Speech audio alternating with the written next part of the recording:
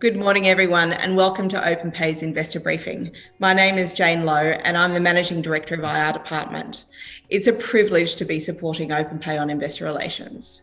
This briefing follows the particularly important news that after many months of considered market appraisal, Openpay has commenced its launch into the US. Here with me today to discuss this news in more detail is CEO and Managing Director Michael Idle. Good morning, Michael. Good morning, Jane. And also joining us is Brian Schneiderman, who's been appointed as CEO of the US business and also Openpay's Global Chief Strategy Officer. And I'd say good afternoon to you in Arizona, Brian. And evening, wherever you're all calling in from. Afternoon here in Arizona. Good to be here. Thank you. Okay, so we'll also cover the record results that Openpay announced across the business for what was a very successful month of November. The verbal presentation today will reference our ASX release from yesterday, which you can find both at openpay.com.au and via the ASX website, and will be followed by a Q&A session. If you'd like to ask a question, you can do so at any time by entering your question into the Q&A function on the Zoom ribbon at the bottom of your screen. And we'll get through as many questions as we can in the time that we have. But for now, I'd like to hand over to you, CEO Michael Idle. Thank you, Michael. Thanks, Jane, and good morning, everyone. Thank you for making time to attend this morning's briefing. As I said in our ASX announcement yesterday, this is possibly the most significant announcement for Openpay since we have listed on the ASX on this day last year. First, we had our first year anniversary as a publicly listed company, a year of exceptional challenges, but also extraordinary achievements. Second, we have recorded our best ever trading month in November, demonstrating that customers are embracing our buy now, pay smarter approach. And third, we have announced our launch into the United States with a team of highly experienced and respected senior people on the ground. We had the opportunity recently to reflect on our very eventful and successful first full year as a listed company. Therefore, in today's session, I will focus on the record results we reported for the month of November, and then discuss Openpay's launch into our second international market, the United States. Let's start with a look at our November performance.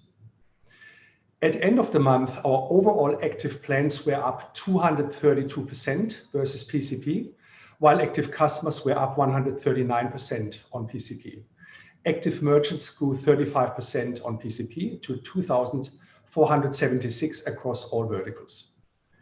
These record numbers for our leading operating metrics in November have translated into new record trading volumes, finishing the month with a total transaction value, or TTV, of $35.7 million.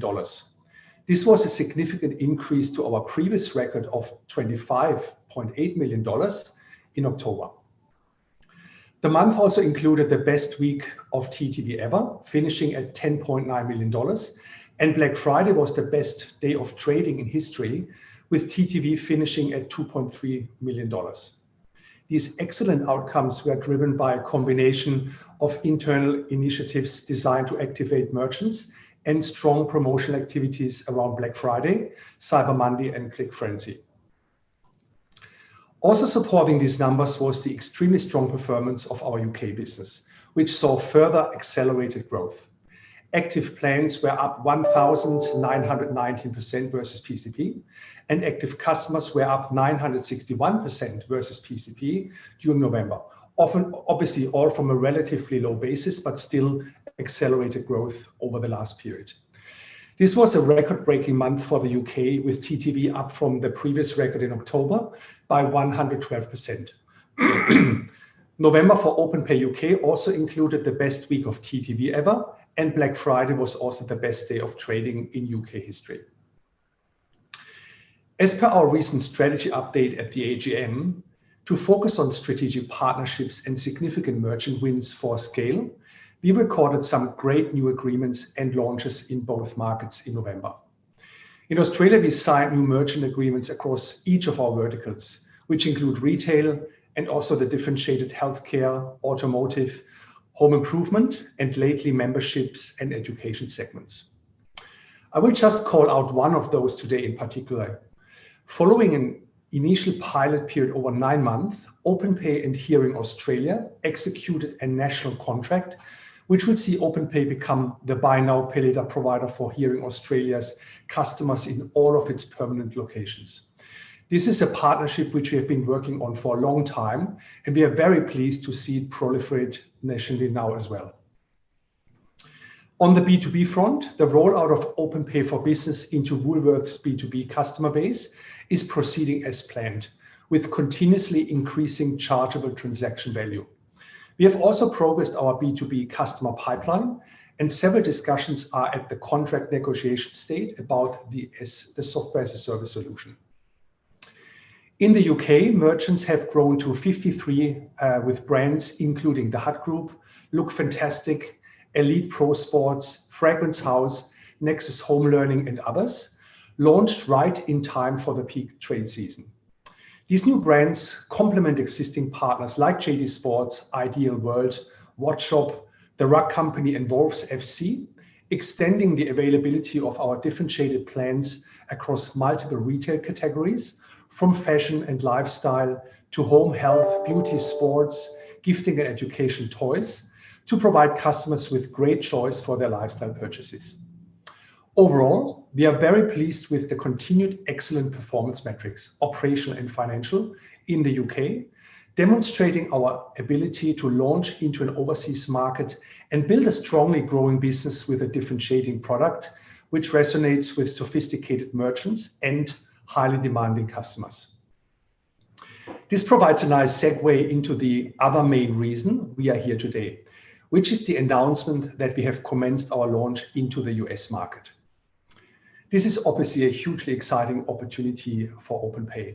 And just to provide some context about the numbers, with a sales volume of more than $5 trillion US dollars, the US is the largest consumer and retail market in the world.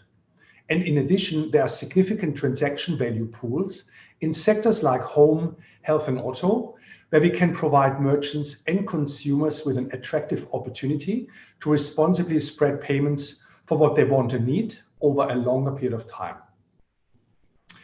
With our recently announced team of highly experienced and respected senior people on the ground and our differentiating flexible tech platform, we are well equipped to take on this excellent opportunity. Significant work has already been completed. We are at an advanced stage in discussions with foundational partners in the area of banks, merchants, and large payment processors. And we have started to build out the technical platform and integrations, which will inform our differentiated Buy Now, Pay Smarter product in the US, with our Openpay for Business B2B product to follow. Let's now get Brian involved in the discussion. Brian Schneiderman, our US CEO and Openpay's Global Chief Strategy Officer, joins us from a long and distinguished career with Deloitte. Brian, can I ask you to talk first about your background and what led you to agree to join the team as foundational CEO of Openpay's US business?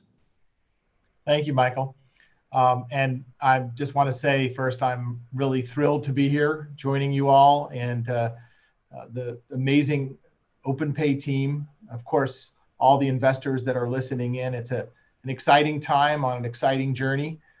And congratulations, Michael, for the great success that you've already achieved. I mean, those are some really impressive results that you just shared.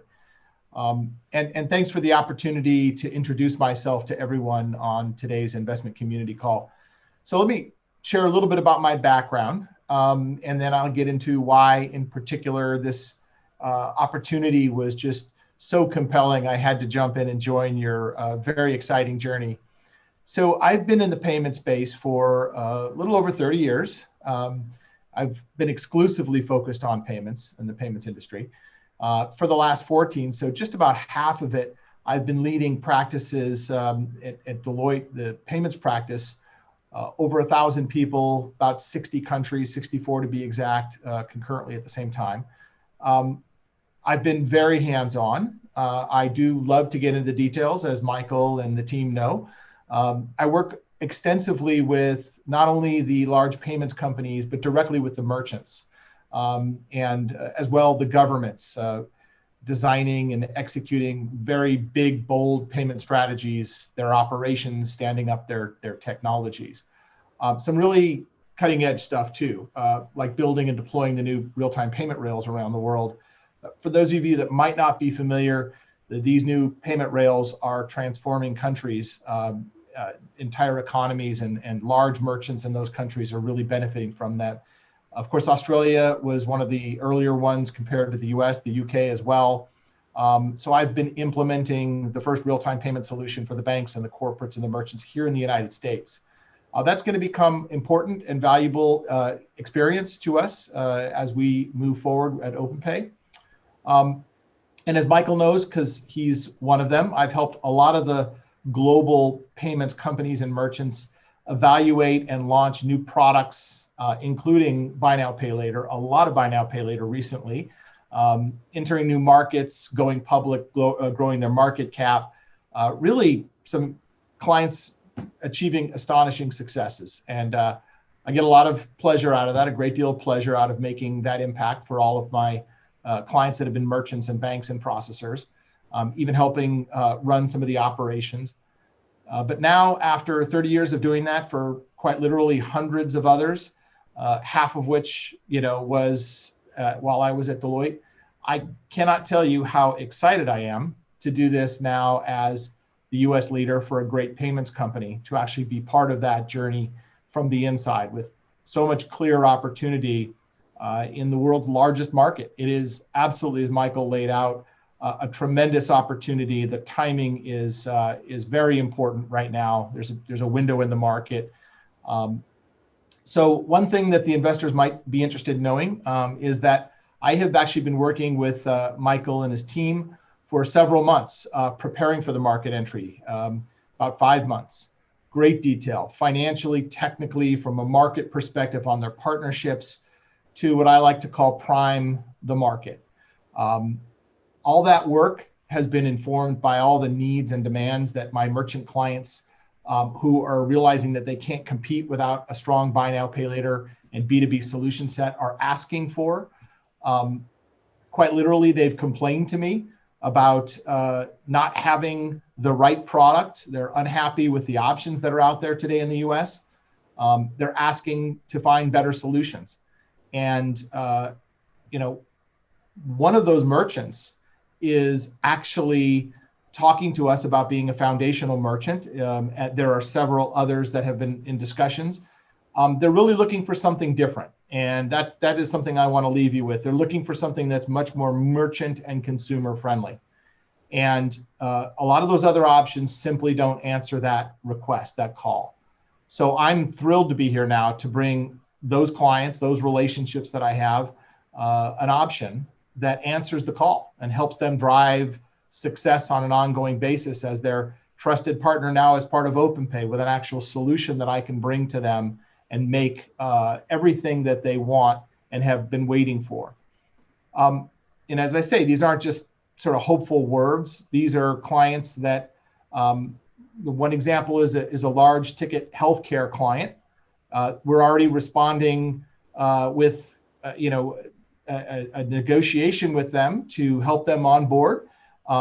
We're in advanced discussions to help with not only the foundational partners, but we're, as Michael alluded to earlier, in discussions with particular processing partners, banks. So when I talk about priming the pump, what we want you to know is we're going to the US, not starting from scratch today. A great deal of progress has been made.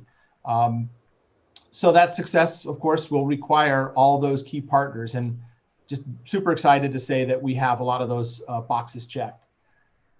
With all the success that I've accumulated over the years, a lot of that comes, as many of you would know, in the consulting world, developing incredible relationships, thousands of relationships that I'm bringing to the Openpay organization and to you as investors. And those are really starting to fill in opportunities, white space opportunities that are not necessarily even understood fully by the competitors. So quite exciting. So happy to be here. Thank you again for the opportunity to tell you a little bit about why I'm coming here. A lot based on my client demand and what I see as a clear market opportunity. Michael, back to you. Thanks, Brian. I think this provides an excellent background to why you are so passionate to join the company in this kind of really critically important journey into the US, and why you will add so much value with your background and your network to us launching successfully and scaling quickly in the US market. So that's really well appreciated. Brian, joining you in the US will also be Gary Stein, who will become Openpay's US Chief Product and Compliance Officer, together with Troy Carothers as Corporate Advisor and an incoming CFO, who we will introduce to the market soon. Can you talk briefly about the team members' backgrounds and how they fit into our Foundation US team? Yeah, I'm happy to. And this is also a big part of why I'm excited to come here is joining me are some people that are incredibly well respected. Priming the market means not just lining up great customers and business partners like banks and processors. We also have to have a great leadership team. We have to have the best talent. And particularly in the buy now, pay later space, there's some things that you really have to get right. So Gary Stein, somebody that I've known for many years, we met when together working at the Federal Reserve's Faster Payments Task Force in the US.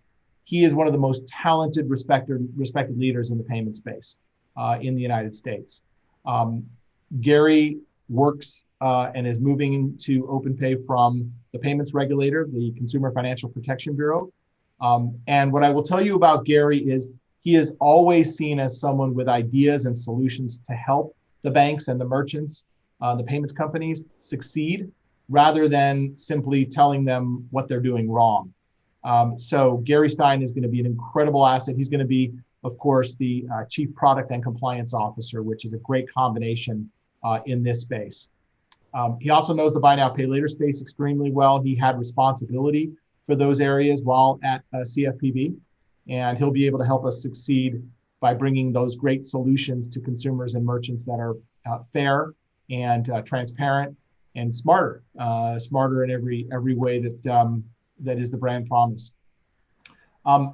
The other individual, Troy Carothers. Troy is joining as a corporate advisor. He has been a financial services and retail leader for over 25 years, leading some of the largest credit card payment and acceptance portfolios in the world. He was the senior vice president and the general manager of credit for Kohl's department stores, which is one of the largest department stores in the United States and I think globally as well. Before that, he was in management and several senior leadership roles in the US and Latin America with Citigroup and Fidelity Investments. And very importantly, he was also the chairman of the board for the Merchant Advisory Group from 2018-2019, which represents, for those of you not familiar with it, the 160 of the largest merchants in the United States, domestically as well as internationally. So incredible talent covering the product side, the compliance and the regulatory side, covering the merchant side of the equation, the banking side, again, really priming the market. In addition to Gary and Troy, I did want to mention there will be a CFO joining in the US who is very well proven in the payments fintech space. I've known and worked with her for many years. She is incredibly skilled and experienced and has a lot of credibility in the market. I think that will really solidify further our foundation and again, priming the market. Michael, back to you.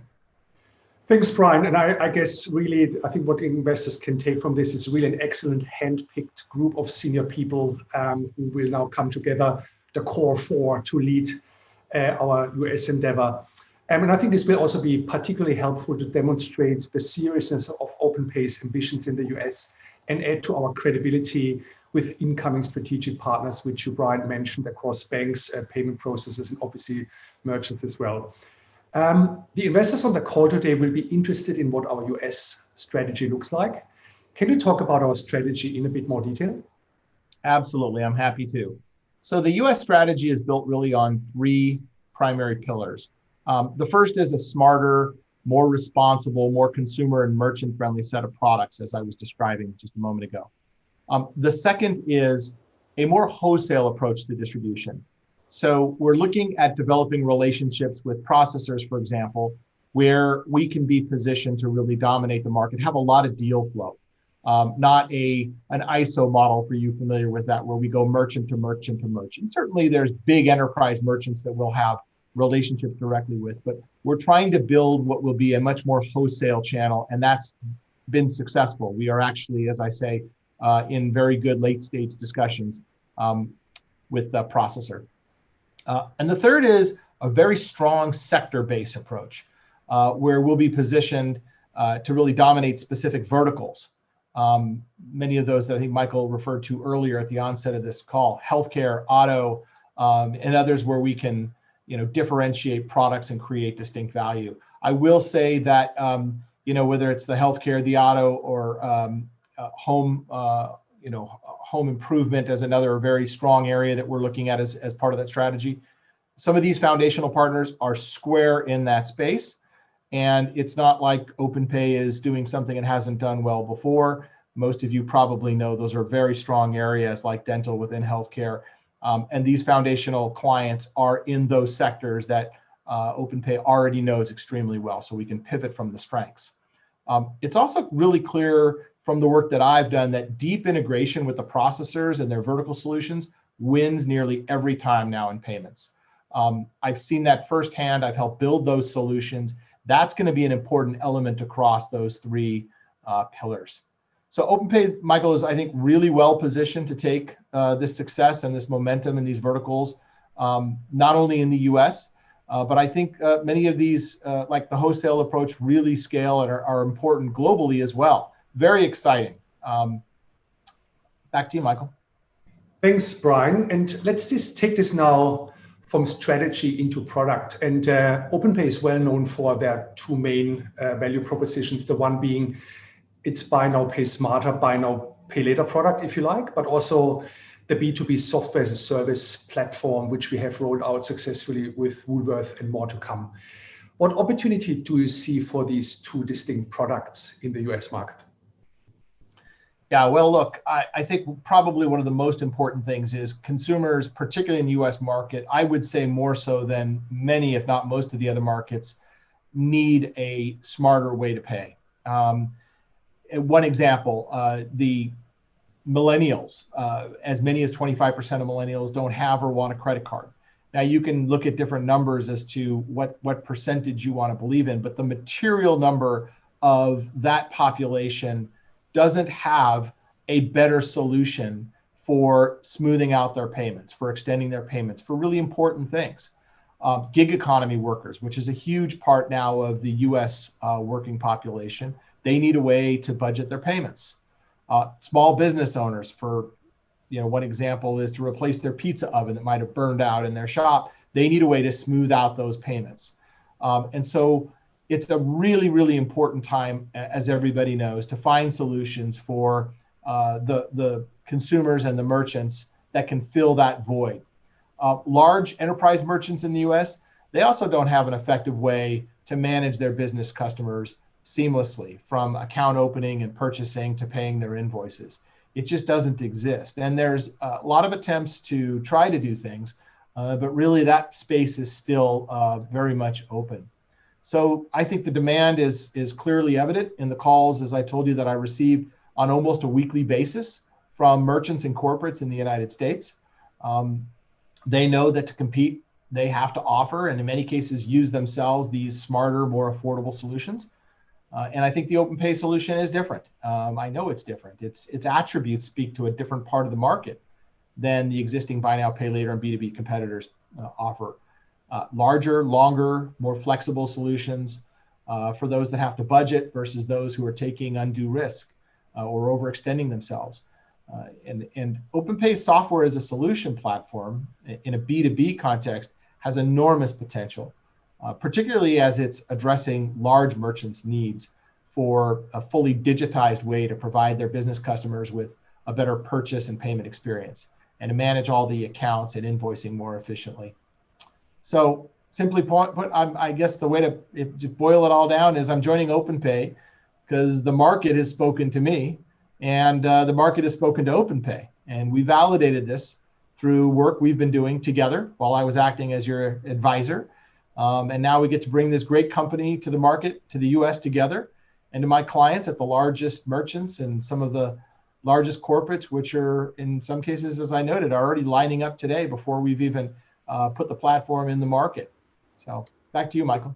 Excellent, thanks, Brian. And I guess wrapping this up, and what we really want investors on this call to walk away with is, this is not only a theoretical opportunity in the largest consumer and retail market in the world. This is real. And having listened to Brian, his experience, his getting into the market and getting the voice of the merchant and the consumer and partners, what really drives now a differentiated approach to payments and consumer lending, I think is exactly what we can and will bring to the US market now, with having stood up the senior leadership team, the core four, to drive the go-to-market and scale from there.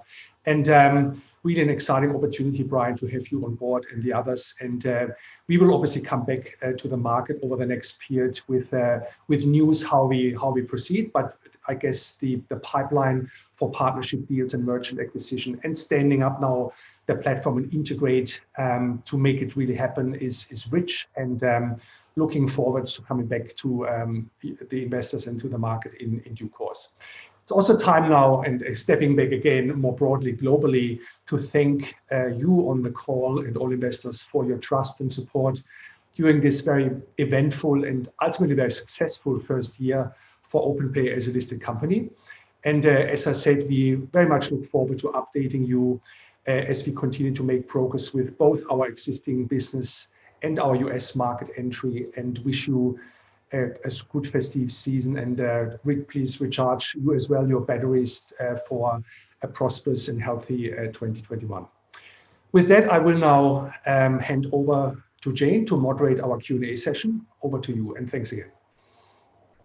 Thank you, Michael and Brian. I'd now like to open up the session to questions. So just a reminder, if you've got a question that you'd like to ask, please type it into the Zoom Q&A function using the ribbon at the bottom of your screen.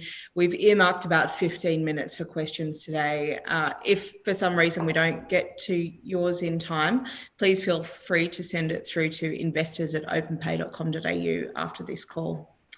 Okay, so we do actually have a number that have started to come through the chat function. Thank you, everyone. So we'll start with this one first. Michael, so question here, what makes it the best time now to move into the US? That's a good question, which we obviously, Brian and I, particularly thought about over the last 5 months repeatedly. I think there's a couple of good reasons to start now. First of all, the US market is now really embracing new ways to pay, and really, as Brian has called out, demanding more fair, more transparent, more easy to use payment options, and obviously also the opportunity to be smart about managing people's budgets in these times, particularly to spread payments for life's important purchases over a longer period of time across multiple verticals. I think that's really now the time to enter the space and help merchants and consumers to cope with the realities of lockdown and probably post-crisis economic disruptions, but also more positively to offer this great opportunity to the broader market. I think we also looking at our broader business and at the UK, we take a lot of confidence from the very strong and accelerating growth in the UK over the last periods, a lot of confidence that we will also be able to successfully enter the US market. And having found Brian and the core four to start with, and having Deloitte's continued support to help stand up and Americanize the platform, create the product and operate it as we bring more people on board to inform the Openpay team, I think we have now really the ducks in the row, if you like, and as you say, to get started now. And there's a massive land grab in the US underway anyway. And I believe with our differentiated approach, we can make a true difference. And the time is right. Thank you. Okay, so another question here just regarding market entry. Do you plan to acquire a company for your US entry?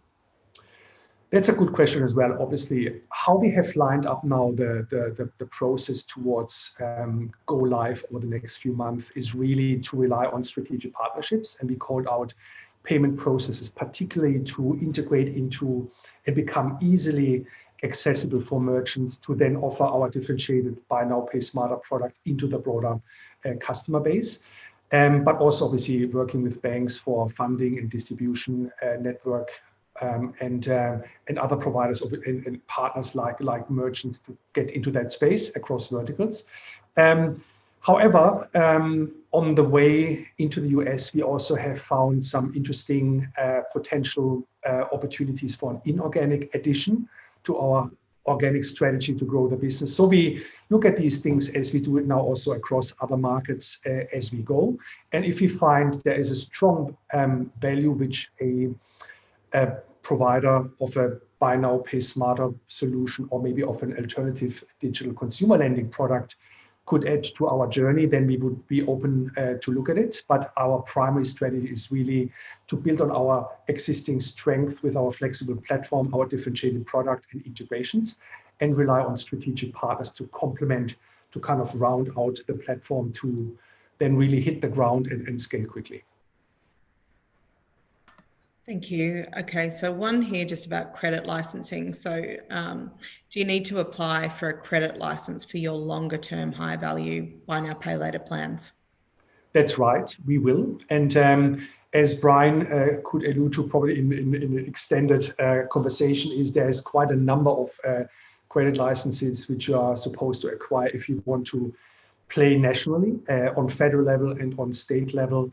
And maybe just over to you, Brian, how we think about acquiring licenses and what really the opportunity with these licenses is with regard to a differentiated approach.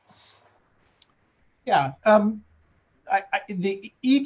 think what's really important here is each state in the United States has their own regulations around this, and so we are building upon the existing platform the capability to really dynamically address all those state needs. And now there are some platforms out there that, as Michael said, we might find interesting to acquire.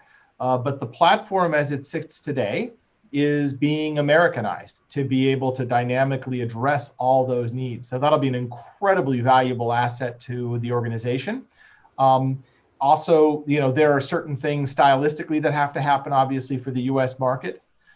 There are other ways until that platform is developed to work with third parties around licensing. But to Michael's point, really our focus is to have that capability and to build a great platform that works across the entire United States and has that feature to be able to detect and determine what to apply, where to apply it, when to apply it. We're very excited about that. And that work is already underway to, as we say, Americanize the platform.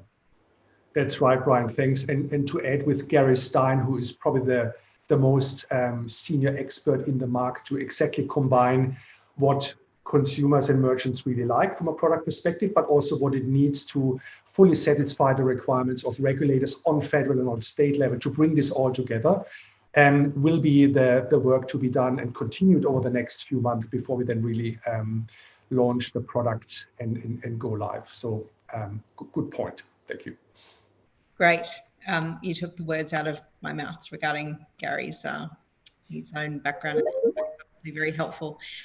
So question here just on differentiation in the US. So can you expand on your key points of differentiation, which I think we're sort of talking about here a little bit, relative to the competition, and why you think this will get traction in the US? Yeah, that's a good question. Thank you. Obviously, and already in Australia and in the UK, our product differentiates very strongly across all the industries which we focus on, that we can flexibly configure plan structures which offer merchants also to cover higher value products and services with a respective buy now, pay later product. So we offer higher value and longer term plans than most of our competitors. We go up to $20,000 in Australia and up to 24 months. We are currently working with merchants who we've been speaking with for a while now on what exactly the right from a value and duration perspective will be to inform the right product for the specific vertical, but on the other side also to keep it really simple for the customer to understand what we stand for. But really the flexibility of our plans of our platform to inform these flexible plans from a duration and value perspective is the key differentiator. And what has followed on the back of this in Australia and in the UK increasingly is this opportunity to enter other markets than only the typical pay-in-4 retail low-value purchases, which a lot of our competitors focus on. Also in the US, the typical pay-in-4. And with our pay-in-6, pay-in-8, pay-in-10, we will be able to create value for merchants, hospitals, clinics, car dealers, big outlets for home improvement products, etc., with these higher value and longer term plans, which allow them to have really the promise of buy now, later, and increased average transaction value and customer loyalty, also provided through our differentiating plan. So that's really what we will also rely on in the US, and first merchant feedback, as Brian has explained, is very, very positive. Yeah, Jane, if I could put a fine point on that, if you're a dentist or an orthodontist and somebody's paying $5,000 or more out of pocket, that payment cycle, that duration needs to be tuned to that business model. How many treatments are there? How long out does it go? And that business knows, and they have a method that works for them. A lot of these pay-in-4s are trying to slam a square peg into a round hole. And what we're doing is giving them the flexibility that really opens up a significant amount of opportunity for their patients and for their physicians or dentists in that case. So it really is a differentiator to have that flexibility in the market. Absolutely, thank you. Okay, so on that front, sort of stepping into your expectations, what kinds of volumes and revenues, good question, of course, are you planning in the US business? Yeah, as our investors know, we don't provide guidance on and forecasts on upcoming numbers, and particularly now for a new market like the US, which we will enter now in due course. I would not want to provide numbers around volumes and revenues. Too early to say. Nevertheless, internally, we obviously have been working with Brian and the Deloitte team on a business case for the US. And what I can say, kind of confirming the point which Brian made before, there is a strong demand in retail for longer term higher value plans, but also in the other verticals to inform a very, very strong and strongly growing business from the outset. And we will see over the next periods in calendar year 2021 how this gets started, and inform then the market about something what we have achieved already before we go then into more forecasting. And just apology for the noise behind me. There is a fire alarm in one of Sydney's large business buildings, so hopefully nothing serious. I hope you can still hear me. Yeah, okay. All right, well, let us know if we need to wrap up quickly. Okay, just while we're still moving, so I suppose a related question to the one around volume goes to bad debt. So as Openpay goes into the US, what's the mitigation plan in managing the risk of bad debts considering the current economic situation? That's right. We will rely on external professions like credit bureaus to inform our credit decisioning, particularly in the US now, where we see a kind of a heightened credit risk across the market. We know and have confidence with our approach, with the lowest arrears and net bad debt rate recently in the markets in Australia, in the UK, that we get it right with our approach to kind of inform our own credit decisioning on the back of third-party data and files of customers. So this is an important part of standing up the capabilities in the US as well, and it's also part of the journey which we have entered over the last few months already. Okay, excellent. I'm conscious we're getting close to time, and people have done well to get back in, but I think we might just add in sort of 2 or 3 final questions if you don't mind, and then we'll wrap up. So one good one here, what do you think this expansion into the US is likely to do for Openpay's profile? I think it's an enormous, tremendous opportunity for us to raise our strong profile in the Australian and UK market now to global level. As I said in the beginning, the US market is the market to be in from a consumer and merchant perspective, also with the big partners, global payment processors, banks who are very keen on working with us for this exciting product. I think it will give us an amazing opportunity to raise the profile into the relevant market to do business.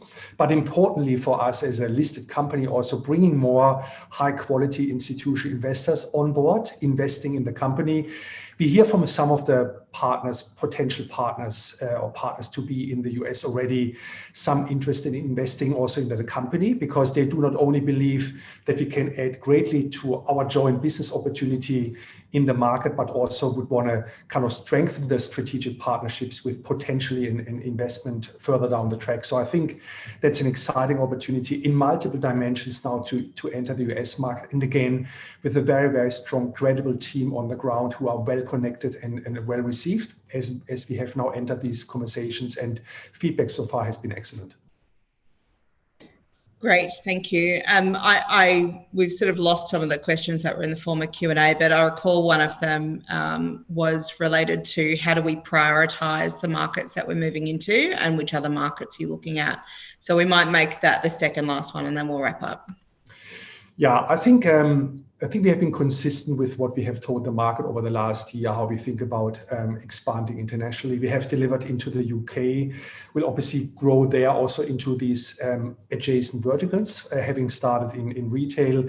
And again, merchant-led expansion into some of the EU markets is still in the cards and work in progress. But obviously now, having done significant work already to enter the US market, which is the biggest prize in the market, to really come in with a strongly differentiated, sought after product into B2C, into B2B with our SaaS platform is now really the focus. We feel well equipped. We are well funded to now really push in over the next few months to get the work done. We have the technology in place to allow us to build out the Americanized product and to integrate into our partners. And from that perspective, very clear focus now on execution in the US, whilst we continue to grow our business, obviously in our home market in Australia and in the UK. Okay. I would add that the market is really pulling Openpay into the market in many ways. It's not just Openpay launching in the US. One of the reasons I'm here and the team that's joining is the market is speaking. And so it needs a solution that looks like this. So it's just a great opportunity and a great time. Excellent. Good summary, Brian. Thank you. And you might just want to jump in on this last one, which relates to entry with a credit card provider. So I think the question was, do you plan to partner with a credit card provider? Obviously, we've seen a lot of that lately, Michael. So I might hand over to you first. Yeah, indeed, there is a lot of partnerships now emerging between credit card providers and buy now, pay later providers, obviously across different kind of levels of using the payment rails or doing something together in store or in e-commerce. I believe strong partnerships are always welcome, and we would not exclude providers of credit card schemes, particularly, but not necessarily what we would need to do. And not at the moment. I think we have articulated what our initial partnership strategy would really be. But I also want to just also get Brian's voice, who knows the card space in the US and globally exceptionally well, what potential opportunities you may see maybe further down the track.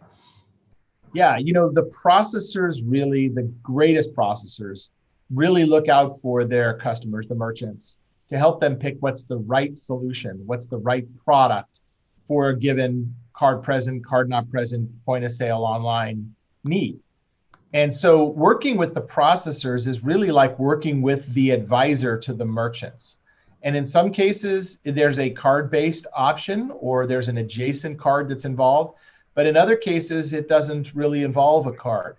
So I think Michael's absolutely right. Keeping the door open because there's lots of flavors of this, but really partnering with the processors is the smartest way to get into the market at scale. And so that's really where that pillar is that I talked about, one of those three pillars. And I'm very confident it will be successful. Again, we are in deep conversations with processors, and it's very well received. Terrific. Okay, well, that might provide us with a great note to end on. Again, apologies to anybody that was caught up with our technical difficulties, and thanks to those who persevered. Michael, I might hand back to you for any concluding comments. Yeah, sure. Thanks, Jane. Thanks, Brian. And thank you all, ladies and gentlemen, for joining us on today's call. I and Brian and the whole company look very much forward to updating you on our progress again soon. And as always, if you have any further questions which may come up or which we haven't answered today, please contact our investor relations team or reach out to me and Brian directly. And looking forward to stay in touch. And again, a good festive season and a healthy start into 21. Thank you.